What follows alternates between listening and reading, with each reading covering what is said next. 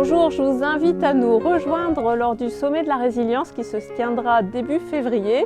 Si vous avez envie d'un petit coup de boost, on va dire, pour 2023, tout au moins vous sentir un peu plus serein en termes d'état d'esprit, mais aussi si vous avez envie de développer votre résilience, donc découvrir vraiment des clés pratiques, que ce soit au niveau de l'alimentation ou de la santé au naturel, le jardin en permaculture, la maison écologique et bien d'autres thématiques.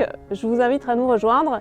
Et puis vous pouvez tout de suite découvrir en avant-première un extrait d'une des conférences. Alors déjà c'est un public auquel je n'avais pas du tout pensé parce que je fais de la transmission depuis un moment, mais principalement auprès d'enfants, je dirais de 7, 8, 9 ans, des adolescents et des adultes. Et en fait, je n'avais jamais pensé à un public aussi jeune parce que j'avais une vision un petit peu, je dirais, restreinte. Et je suis arrivée à animer des ateliers pour des tout petits, simplement parce que lorsque j'ai créé mon association, j'ai souhaité la référencer au sein de la ville dans laquelle j'habite. Et pour cela, il fallait rencontrer en fait l'élu en charge des associations.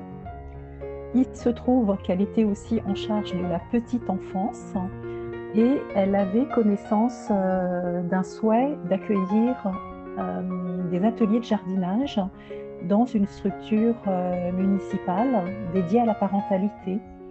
Et en fait, elle a accepté de goûter une tomate du jardin et elle s'est rendue compte que le goût n'était pas... que la tomate du jardin avait un goût qui lui convenait davantage, un meilleur goût que les tomates qu'elle avait mangées jusqu'à présent. Donc ça aussi, c'est gratifiant quand on anime des ateliers avec les enfants, en fait. Donc un apprentissage aussi du goût, quoi, parmi les apprentissages multiples. Oui, voilà, le goût, le toucher, l'odorat. Souvent, on commence les ateliers par un tour du jardin pour voir un petit peu les cultures qui ont évolué, s'il y a des fleurs. Donc, par exemple, au niveau des haricots, on sème souvent des haricots pourpres. Et ça a un côté un peu magique pour les enfants, parce que quand ils récoltent les haricots, ils sont pourpres.